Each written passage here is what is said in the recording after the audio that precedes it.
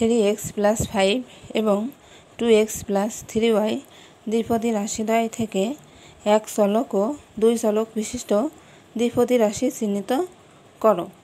এখানে দুইটা রাশি দেওয়া আছে, এই দুইটাই দ্বিপদী রাশি।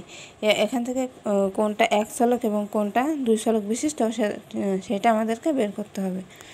তো প্রথম আছে এক নম্বর রাশি আছে 3x প্লাস 5, এটাকে আমরা বলবো এক নম্বর রাশি।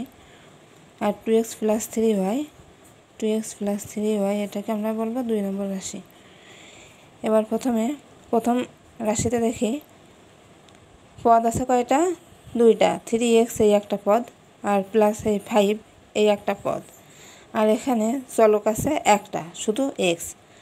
তাইলে আমরা এটাকে বলতে পারতেছি এক চলক বিশিষ্ট দ্বিপদী রাশি। যেহেতু এখানে চলক আছে একটা আর পদ আছে এখানে দুইটা, তাই এটা প্রথম রাশিটা হচ্ছে এক চলক বিশিষ্ট দ্বিপদী রাশি।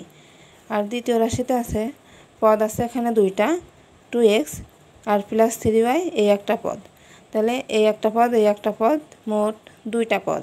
আর এখানে চলক আছে x একটা চলক, y একটা চলক, মোট দুইটা চলক।